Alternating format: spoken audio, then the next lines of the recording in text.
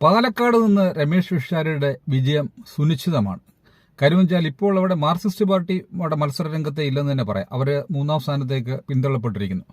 ശോഭാ സുരേന്ദ്രൻ എന്ന തീപ്പൊരി നേതാവ്, പക്ഷേ വർത്തമാനം നന്നായി പറയാൻ അറിയത്തില്ല, ആൾക്കാരെ കയ്യിലെടുക്കാനും ഒക്കെ പ്രസംഗിക്കാനൊക്കെ അറിയാം.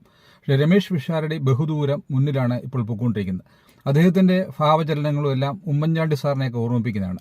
വി.ഡി. സതീശൻ പോലും പലപ്പോഴും രൂക്ഷമായി പത്രക്കാരോടും എല്ലാം പ്രതികരിക്കുമ്പോൾ വളരെ സൗമ്യനായി ഷാർപ്പായി പത്രക്കാരോട് തക്ക മറുപടി പറഞ്ഞ് ചിരിച്ചുകൊണ്ട് തന്നെ വായടപ്പിക്കാൻ പിഷാരടിക്ക് കഴിയാം. പലപ്പോഴും നർമ്മവും കൈകാര്യം ചെയ്യുന്നവർക്ക് നല്ല ബുദ്ധി ഉണ്ടാവാനുള്ള സാധ്യതയുണ്ട്.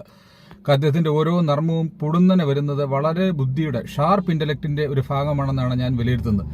അദ്ദേഹത്തിന് ആൾക്കാരെ എല്ലാം മണ്ഡലത്തിൽ കയ്യിലെടുക്കാൻ വളരെയധികം കഴിഞ്ഞിട്ടുണ്ട്. അദ്ദേഹം അവിടെ ഒരു പെട്ടെന്ന് വന്നെങ്കിലും പാലക്കാട് എല്ലാ ചെറുപ്പക്കാർ മുതൽ അത് വയസ്സായ ആൾക്കാരെ മുതൽ കയ്യിലെടുക്കാൻ അദ്ദേഹത്തിന്റെ പ്രായത്തിനേക്കാൾ കവിഞ്ഞ പക്വതയിൽ അദ്ദേഹത്തിന് അത് കയ്യിലെടുക്കാൻ അവിടെ കഴിഞ്ഞിട്ടുണ്ട്.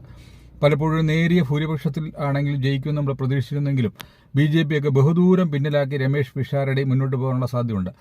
പലപ്പോഴും ഉമ്മൻചാണ്ടി സാറായിരുന്നു പലപ്പോഴും ആരോടും അക്രമ സ്വഭാവമില്ലാതെ പെരുമാറിക്കൊണ്ടിരുന്ന ഒരു ഏക കോൺഗ്രസ് നേതാവ്.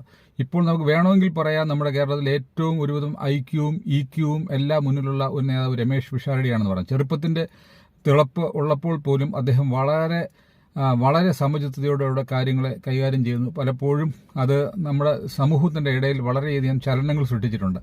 എതിരാളികളെ പോലും, അത് എതിർ പാർട്ടിക്കാരൻ പോലും ആയ കോട്ട് ചെയ്യത്തക്ക രീതിയിൽ രമേശ് പിഷാരടി അവിടെ നല്ല ശക്തമായ പ്രവർത്തനങ്ങൾ കാഴ്ചവെക്കുന്നു.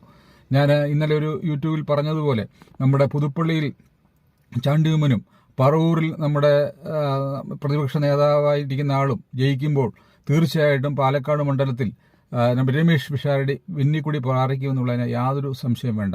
നമ്മുടെ രാഷ്ട്രീയം കണ്ടതിൽ നല്ല ആദർശസൂചിയുള്ള രാഷ്ട്രീയക്കാർ. അദ്ദേഹം ആദ്യമായിട്ടൊരു രാഷ്ട്രീയ നേതാവിന് വേണ്ടതെന്ന് വെച്ചാൽ ആൾക്കാരോട് നന്നായി പെരുമാറുവാനുള്ള, ആ പത്രക്കാരോടായാലും ആരോടായാലും നന്നായി പെരുമാറാനുള്ള കഴിവ്. അത് അഭിനയമാണെങ്കിൽ പോലും നന്നായി അഭിനയിക്കാനുള്ള കഴിവുണ്ടായിരിക്കണം.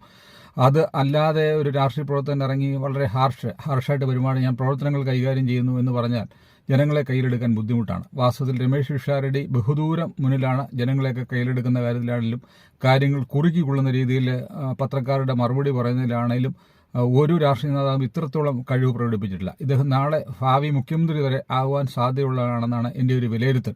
ശരിക്കും പറഞ്ഞാൽ ഇത്തരം നല്ല ഷാർപ്പായിട്ടുള്ള ആൾക്കാർ വേണം രാഷ്ട്രീയത്തിലേക്ക് വരാൻ.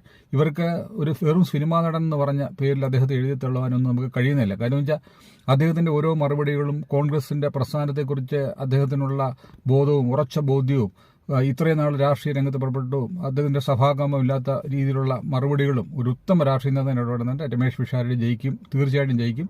അദ്ദേഹം